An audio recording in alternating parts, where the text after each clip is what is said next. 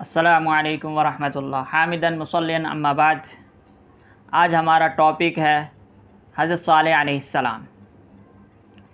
दोस्तों, चलते हैं अपने कहानी की तरफ, अपने हिकायत की तरफ। आद के बाद समूद आद के वारिस बने। जिस तरह के आद नूह अलैहिस्सलाम की कौम के वारिस बने थे, समूद आद के नक्शे कदम पर चले। जिस तरह के आद नूह अलैहिस्सलाम की कौम के नक्शे कदम पर चले। समूद की ज़मीन भी खूबसूरत और सब्ज़ व शादाब थी। उसमें बागात, चश्मे और ऐसे बागीचे थे जिनके नशेब में दरिया रवा दवा थे। समूद तामीरात, खेती बाड़ी और बागात की कसरत के एतबार से आद की मानिंद थे। अक्ल व दानिश और सुन्नत में वो उनसे फ़ौक़ियत ले गए। वो पहाड़ों में खुले और खुशनुमा घर तराशते और पत्थरों में उम्दा नक्श व निगार बनाते। उनकी अक्ल व दानिश और कारीगरी की वजह से पत्थर उनके लिए नर्म हो गया। वो उसके साथ वैसे ही करते जैसे इंसान मोम के साथ करता है।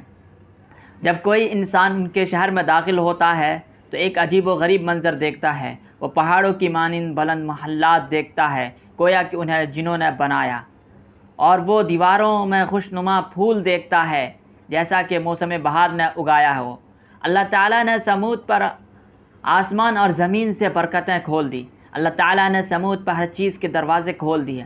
आसमान ने उनके लिए बारिशों की सखावत कर दी। ज़मीन ने उनके लिए पौधों और फूलों की सखावत कर दी। बागात ने उनके लिए मेवों और फलों की सखावत कर दी। अल्लाह ने उनकी रोज़ी और उम्रों में बरकत दी। लेकिन इस सब कुछ ने समूद को शुक्रगुजारी और अल्लाह की इबादत पर आमादा ना किया, बल्कि उन्हें नाशुक्री और सरकशी पर उभारा। वो अल्लाह को भूल गए। जो कुछ उन्हें दिया गया वो उस पर फूले ना समाए और डींगा मारने लगे कि हमसे ताकत में बढ़कर कौन है। उनका ख्याल था कि वो मरेंगे नहीं, ना वो अपने महल्लात और बागात से बाहर निकलेंगे। उन्होंने ख्याल किया कि मौत पहाड़ों में दाखिल नहीं हो सकेगी और ना उन तक कोई रास्ता ही पा सकेगी। शायद कि उन्होंने ख्याल कर लिया था कि नूह अलैहिस्सलाम की उम्मत इसलिए डूब गई थी कि वो मैदानी इलाके में थे। वो इसलिए तबाह हुए कि वो मैदान में थे और ये खौफ और मौत से अमन की जगह पर हैं। उन्होंने इस पर इक्तिफा न किया, बल्कि पत्थर को तराशा और बुतों की इबादत की। वो पत्थरों की इबादत करने लगे जिस तरह नूह अलैहिस्सलाम की उम्मत उनकी इबादत क्या करती थी, और यही तर्ज अमल आद का था। अल्लाह ताला ने उन्हें पत्थर के बादशाह बनाया था, लेकिन वो अपनी जहालत की वजह से पत्थर के ग़ुलाम बन गए। अल्लाह ने उनको इज़्ज़त अता की और उम्दा रिज़्क़ अता किया, लेकिन उन्होंने अपने आप को ज़लील व रुस्वा कर लिया और इंसानियत को भी ज़लील किया। अल्लाह लोगों पर जुल्म नहीं करता, लेकिन लोग अपने आप पर जुल्म करते हैं। बड़े ताज्जुब की बात है कि पत्थर जिसको ये अपने हाथों से तराशते हैं, ना वो इनकार करता है, ना उनकी नाफरमानी करता है। अब वो उसके सामने झुक गए और उसके आगे सजदा रेज़ हो गए।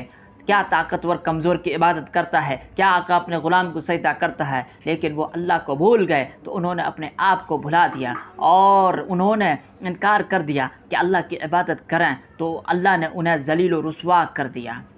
अल्लाह ने इरादा किया कि उनकी तरफ एक रसूल भेजा, जिस तरह कि नूह अलैहिस्सलाम की उम्मत की तरफ रसूल भेजा और आद की तरफ रसूल भेजा। बेशक अल्लाह अपने बंदों के लिए कुफ्र को पसंद नहीं करता। बेशक अल्लाह ज़मीन में फ़साद को पसंद नहीं करता। उनमें एक शख्स था जिसका नाम सालेह था। वो एक शरीफ घराने में पैदा हुआ और उसने अक्ल व दानिश और नेकी के माहौल में परवरिश पाई। वो एक बहुत शरीफ लड़का था, वो बहुत ही होनहार लड़का था। लोग उसकी तरफ इशारा क्या करते थे, लोग कहते थे कि ये सालेह हैं, ये सालेह हैं। लोगों को उससे बड़ी उम्मीद थी। लोग कहा करते थे कि उसकी बड़ी शान होगी, उसकी बड़ी इज्जत होगी। लोगों का ख्याल है कि सालेह उनके चौधरियों में से होगा और वो उनके मालदारों में से होगा। लोग ख्याल करते थे कि उसका एक खूबसूरत महल और बड़ा बाग होगा। उसका बाप देख रहा था कि उसका बेटा अपनी अक्ल से बड़ा माल कमाएगा और लोगों में आगे निकल जाएगा। वो घोड़े पर निकलेगा और उसके पीछे नौकर चाकर होंगे। लोग उसे सलाम करेंगे और वो ये कहेंगे कि ये फ़लाँ का बेटा है, ये फ़लाँ का बेटा है। उसे कितनी खुशी होगी जब वो लोगों को ये कहते हुए सुनेगा, ये बड़ा खुशनसीब है, उसका बेटा बड़ा मालदार है। लेकिन अल्लाह ने कुछ और ही चाहा। अल्लाह ने इरादा किया कि उसे नबूवत का शरफ़ अता करे और उसे अपनी कौम की तरफ रसूल बनाकर भेजे, ताकि वो उन्हें अंधेरों से नूर की तरफ निकाल लाए। क्या इससे बढ़कर भी कोई शरफ़ हो सकता है? क्या इससे बढ़कर भी कोई इज़्ज़त हो सकती है? सालेह अलैहिस्सलाम अपनी कौम में खड़े हुए और बुलंद आवाज़ से कहने लगे, ऐ मेरी कौम, अल्लाह की इबादत करो, उसके सिवा तुम्हारा कोई माबूद हकीकी नहीं। मालदार खाने पीने और खेल कूद में मशगूल थे। वो बुतों की इबादत करते थे और उनके अलावा किसी को माबूद नहीं समझते थे। उन्हें सालेह अलैहिस्सलाम की दावत पसंद ना आई। समूद के मालदार नाराज़ हुए और उन्होंने कहा, ये कौन है? नौकरों ने कहा, ये सालेह है। उन्होंने पूछा, ये क्या कहता है? खादिमों ने कहा, ये कहता है तुम अल्लाह की इबादत करो, तुम्हारा इसके सिवा कोई माबूद हकीकी नहीं, और वो ये कहता है कि अल्लाह मर जाने के बाद तुम्हें दोबारा उठाएगा और तुम्हें बदला देगा। नीज़ वो ये कहता है कि मैं अल्लाह का रसूल, उसने मेरी कौम की तरफ भेजा है। दौलतमंद ये बातें सुनकर हंसे और कहने लगे, बेचारा मिस्कीन है, क्या ये पैगंबर बन सकता है? ना उसके पास कोई महल है, ना बाग, ना उसके पास ज़रई रकबा है, ना ही नखलिस्तान, ये भला कैसे रसूल बन सकता है? दौलतमंदों ने देखा कि कुछ लोग सालेह अलैहिस्सलाम की तरफ झुकाव इख्तियार कर रहे हैं, तो उन्हें अपनी सरदारी का ख़तरा लायक हुआ और वो पुकार उठे, ये तो महज तुम जैसा एक इंसान है। वही कुछ खाता है जो तुम खाते हो, वही कुछ पीता है जो तुम पीते हो। क्या वो तुम्हें इस बात का वादा देता है कि जब तुम मर जाओगे, मिट्टी और हड्डियाँ बन जाओगे, तो तुम्हें ज़मीन से उठाया जाएगा? बहुत दूर की बात है, बहुत ही दूर की बात है जिसका तुमसे वादा किया जाता है। ये तो दुनिया की ज़िंदगी है, हम इसमें मरते हैं और जीते हैं, हमें दोबारा नहीं उठाया जाएगा। वो तो एक ऐसा शख्स है जिसने अल्लाह के बारे में झूठ बोला है, हम तो उस पर ईमान लाने वाले नहीं। लोगों ने सालेह अलैहिस्सलाम का इनकार कर दिया, वो उस पर ईमान नहीं लाए। जब सालेह अलैहिस्सलाम ने उन्हें वाज़ नसीहत की और उन्हें बुतों की इबादत से रोका, तो उन्होंने कहा, ऐ सालेह, तू बड़ा ही शरीफ लड़का था, तू बड़ा होनहार बेटा था। तेरे बारे में हमारा ख्याल था कि तू बड़े लोगों और चौधरियों में से होगा। हमारा तेरे बारे में यह ख्याल था कि तू फ़लाँ शख्स की मानिंद अपना नाम पैदा करेगा। अरे तुम तो कुछ भी ना बने, जो तेरे हम उम्र थे और तुझसे कम अक्ल थे, वो बड़े आदमी बन गए। ऐ साले, तूने फ़कीरी का रास्ता इख्तियार कर लिया। हमारा ख्याल तेरे बारे में गलत निकला, तेरे बारे में हमारी उम्मीदों पर पानी फिर गया। तेरे बेचारे बाप ने तुझसे कोई खैर ना पाई, तेरी बेचारी माँ ने तेरी खातिर अपनी सारी मेहनत को ज़ाया कर दिया। सालेह अलैहिस्सलाम ने ये सारी बातें सुनी और अपनी कौम पर अफसोस का इजहार किया। जब भी सालेह अलैहिस्सलाम अपनी कौम के पास से गुजरते तो वो लोग अज़राहे अफसोस ये कहते, अल्लाह सालेह अलैहिस्सलाम के बाप पर रहम करे, उसका बेटा तो ज़ाहिर हो गया।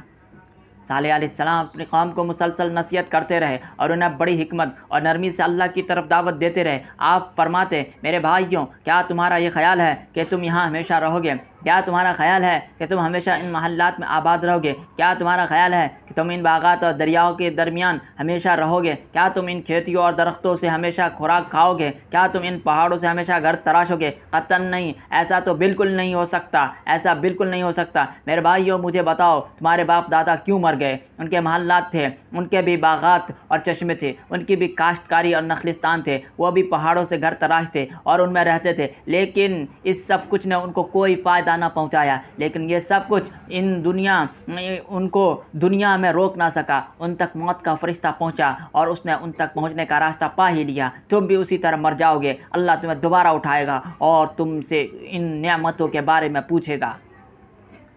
मेरे भाइयों, तुम मुझसे भागते क्यों हो? आखिर तुम डरते क्यों हो? मैं तुम्हारे माल में से कुछ कम नहीं करूँगा, मैं तुमसे कुछ तलब नहीं करूँगा। मैं तुम्हें नसीहत करता हूँ और अपने रब के पैगामात तुम्हें पहुँचाता हूँ। मैं इस काम पर तुमसे कोई उजरत का मुतालबा नहीं करता। मेरी उजरत तो परवरदिगार के ज़िम्मे है। मेरे भाइयों, तुम मेरी पैरवी क्यों नहीं करते? यकीन मानो मैं तुम्हारा दिली खैर खा हूँ। तुम उनकी क्यों पैरवी करते हो जो लोगों पर जुल्म करते हैं और उनके माल हड़प कर लेते हैं? वो लोग बदमाशी का इर्तिकाब करते हैं और ज़मीन में दंगा फसाद बर्पा करते हैं और वो अच्छे काम नहीं करते। कौम आजिज़ आ गई और इसका कोई जवाब ना दे सकी। उन्होंने कहा, तुझ पर तो जादू हो चुका है, तू सिर्फ हमारी तरह का एक इंसान है। अगर तू सच्चा है तो कोई निशानी पेश कर। सालेह अलैहिस्सलाम ने फरमाया, तुम किस तरह की निशानी चाहते हो? उन्होंने कहा, अगर तू सच्चा है तो इस पहाड़ से एक हामला ऊँटनी निकाल लाओ। लोग जानते थे ऊँटनी तो ऊँटनी ही से जन्म लेती है, ऊँटनी ना तो ज़मीन से उगती है ना ही पत्थर से जन्म लेती है। उन्हें यकीन आ गया कि सालेह इस काम से आजिज़ आ जाएगा और वो कामयाब हो जाएंगे।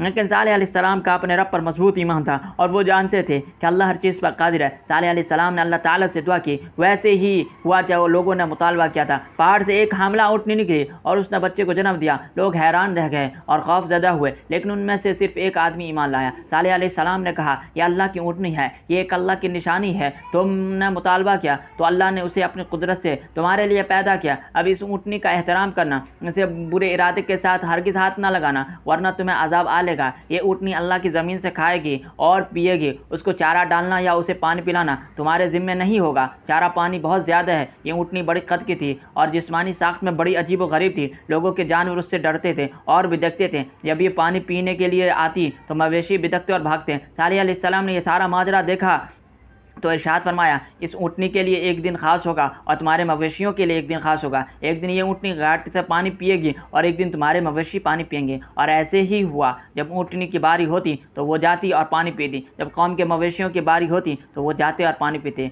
समूद की सरकशी, लेकिन कौम ने तकब्बुर किया और सरकशी इख्तियार की और वो कहने लगे, हमारे मवेशी आखिर हर रोज़ पानी क्यों ना पिएँ। लोग इस उस ऊँटनी से तंग पड़ गए क्योंकि उनके मवेशी उससे बिदकते थे। सालेह अलैहिस्सलाम उन्हें तंबीह करते कि वो उस ऊँटनी की इहानत ना करें, लेकिन वो लोग बाज ना आए। उन्होंने बवांगे दोहल कहा और बवांगे दोहल, उस ऊँटनी को कौन कत्ल करेगा। एक शख्स उठा, उसने कहा मैं दूसरा उठा, उसने कहा मैं। दोनों बदबख्त गए और ऊँटनी के निकलने का इंतज़ार करने लगे। यहाँ तक कि जब ऊँटनी बाहर आई, पहले ने उसे नेज़ा मारा और दूसरे ने उसकी गर्दन पर तलवार का वार किया और उसे कत्ल कर दिया। जब सालेह अलैहिस्सलाम को पता चला है कि ऊँटनी को ज़बह कर दिया गया है, उन्हें अफसोस हुआ और वो बिगड़े और वो बड़े गमगीन हुए। आपने लोगों से कहा, अब तुम अपने घरों में 3 दिन फ़ायदा उठा लो। ये ऐसा वादा है जो झुटलाया ना जाएगा। शहर में 9 अफराद ऐसे थे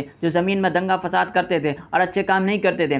उन्होंने कसम खा लिया और कहा, हम सालेह और उसके घर वालों को रात के वक्त कत्ल करेंगे। जब हमसे पूछा जाएगा तो हम कहेंगे, हमें तो इल्म ही नहीं। लेकिन अल्लाह ताला ने सालेह अलैहिस्सलाम को और उसके घर वालों की हिफाजत की। सालेह अलैहिस्सलाम और घर वालों की हिफाजत की। जब तीसरा दिन हुआ, उसके पास अजाब आया। वो अपने मामूल के मुताबिक सुबह उठे। शदीद जलजले के साथ एक धमाका हुआ, ऐसा धमाका कि जिससे दिल फट गए, ऐसा जलजला जिससे घर मुनहदिम हो गए। यह दिन समूद पर बड़ा भारी था, सब लोग मर गए, शहर वीरान हो गया। सालेह अलैहिस्सलाम और मोमिनों ने यह मनहूस शहर छोड़ दिया, उसमें वो क्या करते। सालेह अलैहिस्सलाम वहाँ से निकले, अपने काम को देखते हैं, वो मरी पड़ी है। आपने बड़ी गमनाक आवाज़ में कहा, ए मेरी कौम, मैंने तुम्हें अपने रब का पैगाम पहुँचाया, लेकिन तुम खैरखाओं को पसंद नहीं करते हो। आज इंसान वहाँ वीरान महल्लात और बेकार कुएं देखता है। वहाँ इंसान को डरावनी बस्तियों के सिवा कुछ दिखाई नहीं देता। ना उनमें कोई पुकारने वाला है, ना कोई जवाब देने वाला है। जब रसूलुल्लाह सल्लल्लाहु अलैहि वसल्लम शाम को जाते हुए समूद के घरों के पास से गुजरे तो आपने अपने सहाबा किराम से इरशाद फरमाया,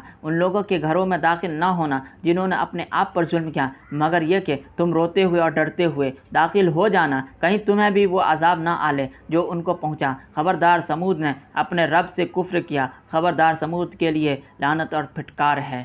thank you for watching this video. इस वीडियो के बनाने का मकसद सिर्फ इतना है कि बहुत सारे जो वाक़यात, झूठी वाक़यात हम लोग सुनते रहते हैं, उससे के बजाय आप इस तरीके के वाक़यात सुनेंगे तो आपको बेहतर होगा, आपके इल्म में भी इजाफ़ा होगा।